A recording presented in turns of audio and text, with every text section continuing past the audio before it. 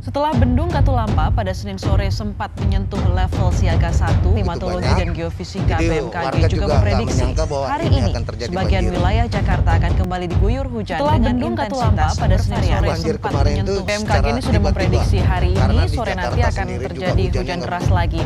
Adakah antisipasi aparat agar banjir?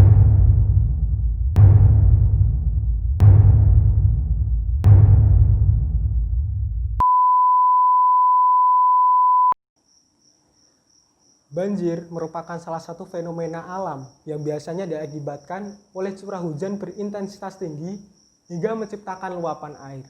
Di sisi yang lain, banjir dapat disebabkan oleh bertambahnya volume air sungai atau saluran drainase yang melebihi kapasitasnya. Luapan air ini tak akan menjadi sebuah masalah jika tak menciptakan dampak kerugian. Akan menjadi sebuah persoalan jika luapan air ini mengganggu hajat hidup banyak orang dan juga menciptakan degradasi ekologis lainnya. Assalamualaikum warahmatullahi wabarakatuh. Perkenalkan, kami dari kelompok 1 dan video ini akan mencoba memaparkan hasil diskusi kami perihal topik banjir dengan studi kasus banjir di kota Jakarta. Mendengar kata banjir, pasti yang terbesit dalam benak teman-teman saya yakin adalah kota Jakarta. Banjir membuat Jakarta menjadi kocar-kacir. Siklus banjir Jakarta pada awalnya diprediksi tahunan, kini menjadi bulanan bahkan langganan. Dampak yang ditimbulkan oleh banjir sangatlah signifikan, baik dampak sosial maupun dampak ekologis. Surutnya perekonomian menciptakan kerugian hingga triliunan. Penyebab banjir Jakarta pada awalnya diidentifikasikan oleh perubahan iklim dan juga curah hujan. Namun teman-teman, ternyata politisasi lingkunganlah yang dilakukan oleh para oknum aktor pemangku kebijakan. Tak lain dan tak bukan, semua ini adalah hal untuk meraup keuntungan di atas sebuah penderitaan.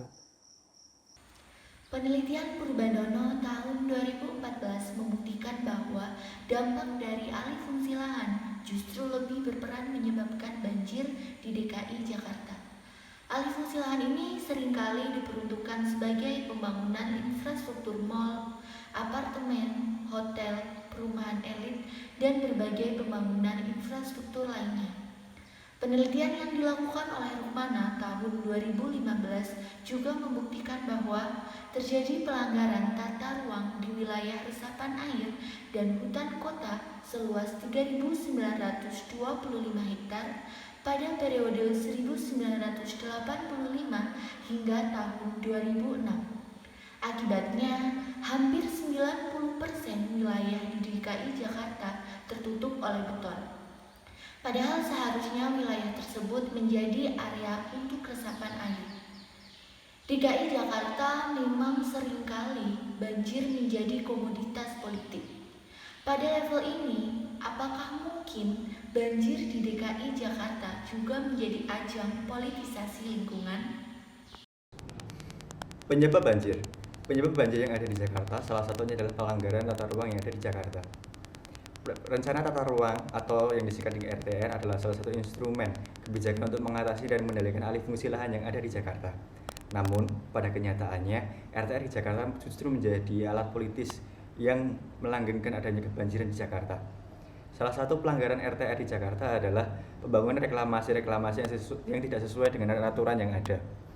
Setelah itu, adanya penataan ruang Jakarta yang semrawut menjadikan banjir semakin tidak terkendali. Di Jakarta, politik kepentingan masih melekat dalam pemanfaatan ruang, terlebih berkaitan dengan standar dan regulasi lingkungan. Faktanya, meskipun standar dan regulasi telah diatur sedemikian rupa, namun tidak dapat ditepis. Kepentingan politik masih berperan untuk mengedepankan kepentingan elit tertentu dalam alokasi pemanfaatan ruang. Seringkali, standar dan regulasi prosedural luput dalam mempertimbangkan manfaat alam yang diperoleh dari ruang terbuka hijau, sehingga berimbas pada gagalnya mewujudkan ruang inklusif dan adaptif terhadap perubahan di masa depan. Akibatnya, penetapan ruang terbuka hijau tidak berkeadilan dan berkelanjutan, bahkan hanya dimiliki oleh segelintir orang saja. Alasan mendasar berkaitan dengan penyebab banjir Jakarta dalam perspektif politisasi lingkungan tentu membutuhkan adanya solusi, di antaranya 1. Perlunya dukungan pemerintah terkait revisi prosedural dalam perencanaan tata ruang.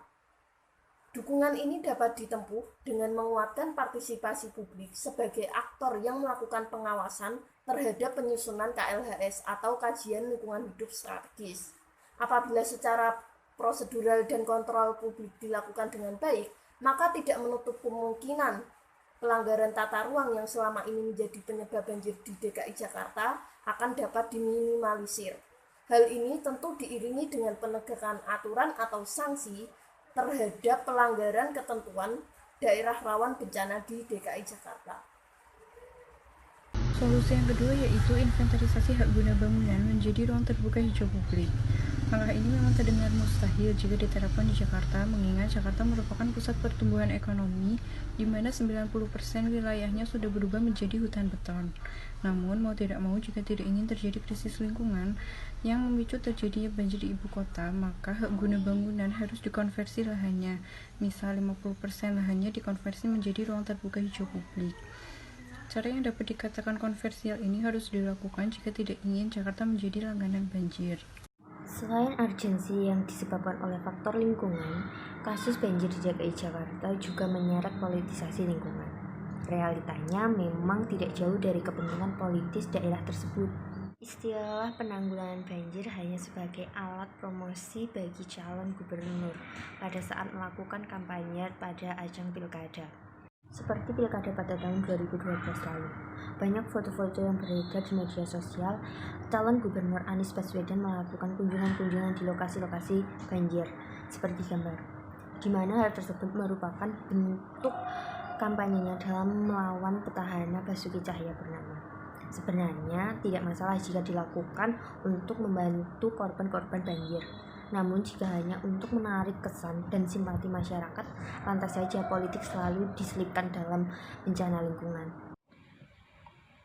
Dari berbagai penjelasan rekan-rekan kelompok kami tadi, lahirlah kesimpulan bahwa politisasi terhadap isu lingkungan merupakan suatu fenomena yang sering terjadi pada musim-musim agenda politik. Banjir Jakarta merupakan suatu contoh bahwa politisasi terhadap isu lingkungan memang benar-benar terjadi. Banjir yang selama ini dituding karena akibat dari faktor alam dalam realitasnya juga disebabkan oleh faktor tarik ulur komunitas politik. Fenomena banjir di Jakarta tak hanya disebabkan oleh banyaknya pelanggaran alih fungsi lahan, pelanggaran tata ruang, namun faktor kepentingan politik dalam proses pembuatan regulasi terhadap lingkungan. Oleh karena itu, diperlukan solusi berupa revisi prosedural dan perencanaan tata ruang dan juga inventarisir hak guna bangunan menjadi ruang terbuka hijau publik, serta membatasi maraknya politisasi isu lingkungan terhadap banjir Jakarta. Kedepannya, tarik ulur kepentingan politik terhadap isu Jakarta haruslah dibatasi jika tidak ingin banjir Jakarta menjadi permasalahan laten yang ada di Jakarta. Tindakan konkret untuk benar-benar menempatkan isu lingkungan sebagai upaya perlindungan terhadap alam dan lingkungan haruslah terus digalakkan, bukan hanya terpatok kepada kepentingan ekonomi.